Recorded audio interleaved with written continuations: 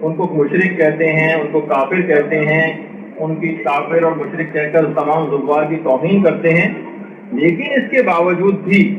ہمیں چاہیے کہ وہاں پر جانا کسی صورت میں ترک نہ ہو۔ آیت اللہ صافی گلپائگانی نے خود فرمایا کہ میرے پاس بہت سارے استفسار کے لیے آتے ہیں سوالات کہ اتنا ہمارے ساتھ زائرین کے ساتھ وہاں توہین آمیز سلوک ہوتا ہے تو ہم بائیکاٹ نہ کریں ان لوگوں کا اور وہاں پر نہ جائیں احتجاجاً۔ انہوں نے کہا نہیں، جانا پہلے سے زیادہ ضروری ہو گیا، پہلے سے بھی زیادہ، بلکہ کہا کہ صرف سعودی عرب کے حد تک نہ رہیں، دیگر ممالک میں جہاں جہاں زیارتیں وہاں پر بھی جائیں۔ اور کچھ روایات ہیں وہ کمزوری کیوں نہ صحیح، جیسے حضرت زینب سلام اللہ علیہ کا روزہ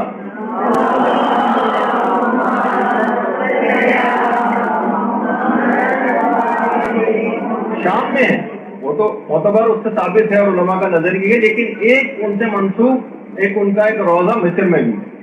کہا کہ اس کمزور روایت کی بھی پاسداری کرتے ہوئے وہاں پر بھی ضرور جانا چاہیے، کیونکہ آپ کا وہاں جانا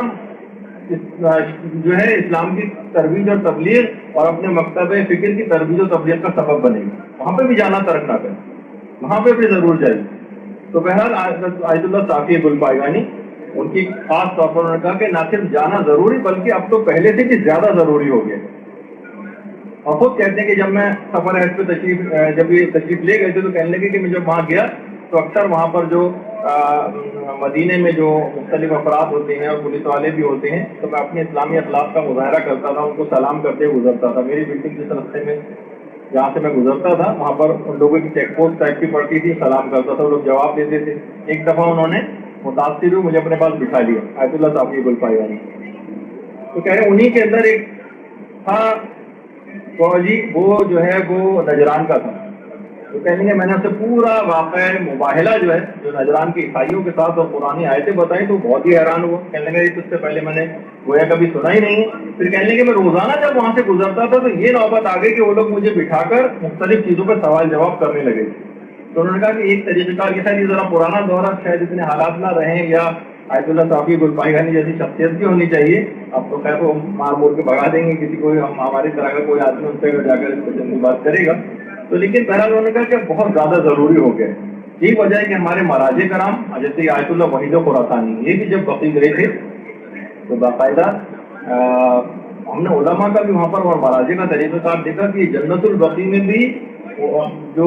اکثر علماء ہیں وہ باقاعدہ جوتے باہر اتار کر جاتے ہیں، چاہے وہ کتنی سخت گرم زمین کیوں نہ ہو۔ کہتے ہیں ائمہ کے قبور ہیں، جس طرح روزے کے اندر جو ہے جوتوں سمیت اندر داخل نہیں ہوتے، خیر وہ اس لحاظ سے حرام نہیں ہے وہاں پر جوتوں سمیت کے راستے جو ہے الگ بنے ہوئے، لیکن اس کے باوجود بھی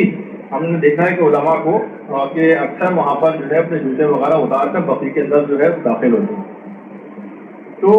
آپ کو ائمہ کے قبور کی زیارت اور دیگر زیارت بھی نہیں چھوڑنی۔ جب قبے یہاں کے اوپر بنے ہوئے تھے تب بھی زیارت کے لیے لوگ جاتے تھے، اور جب کہ قبے نہیں ہیں اور بالکل فلیٹ اب قبریں کر دی گئی ہیں تب بھی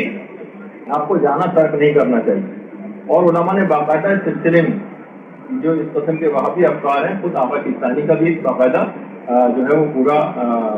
سکتا ہے اس پر، جس کو انہوں نے محمد ابن عبد الوہاب کے متعلق کہا ہے کہ یہ ضال تھا اور یعنی گمراہ تھا، اور جو ہے فقہا کی ہر عقائد اور فروع میں ان کی جو ہے اختلاف ان سے کیا ہے۔ اور یہ جو وہابی فرقہ ہے یہ مدینے میں پیغمبر اسلام کی قبر کی زیارت کی نیت سے سفر کو حرام سمجھتا ہے اور ان سے توسل کو حرام سمجھتا ہے، خاص طور پر ان کے وردے کے بعد ان سے توسل کو، اور پیغمبر اسلام سے جو توسل کرتا ہے یا اولیاء سے جو توسل کرتا ہے اس کو یہ مشرک سمجھتا ہے۔ اور محمد ابن عبد الوہاب سے یہ بات نقل کی گئی ہے کہ وہ ایک بات کہا کرتا تھا، ایک تختہ میں انہوں نے ذکر کیا ہے کہ میرے ہاتھ میں جو عصا ہے یہ محمد رسول اللہ سے بہتر ہے، اور کہتا تھا کہ یہ میرا عصا پھر بھی کوئی فائدہ دیتا ہے لیکن رسول اللہ کیونکہ مر چکے ہیں اور تو ان سے وہ کوئی فائدہ حاصل نہیں ہوتا۔ آیت اللہ سیستانی فرماتے ہیں اگر اس نے یہ بات کہی ہے تو اس کا کلام خود اس کی گمراہی اور کفر کے اس بات کے لیے کافی ہے۔ اچھا، تو بہت سارے افراد ایسے ہیں جو وہابی حضرات وہ اس بات پہ کافی جزبوز کرتے ہیں، اور ظاہر ہے کہ ایک ایسی چیز ہے کہ جس میں وہ کہتے ہیں کہ بھائی اس کا کیا ریفرنس ہے کہ اس نے یہ بات کہی تھی۔ تو الدرر الثانیہ فی الرد علی الوہابیہ کے نام سے شیخ احمد زینی دہلان شافعی کی باقاعدہ پوری کتاب ہے، جس میں اس کا یہ قول جو ہے اس کے ماننے والوں کے حوالے سے جو ہے وہ نقل کیا گیا. تو بہرحال یہ دیکھیے تمام چیزیں اس طرح کی ہیں کہ آپ کو ضرورت ہے اس بات کی، کیونکہ اب یہ وہابی افکار، کیونکہ وہی جھوٹ بولنے کی جو ایک مسلسل پالیسی کہ بہت سے لوگوں کے دماغوں کے اوپر اثر انداز ہونے لگی، تو زیادہ سے زیادہ ان باتوں کو بیان کرنا مقصد ہے. اس کے لیے ایک بہترین کتاب اردو میں بھی ہے، آئین وہابیت، آیت اللہ جعفر سبحانی کی.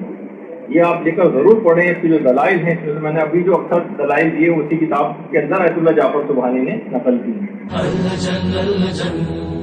اللجن اللجن يا مولا اللجن اللجن اللجن اللجن اللجن اللجن اللجن يا صاحب السماء اللجن اللجن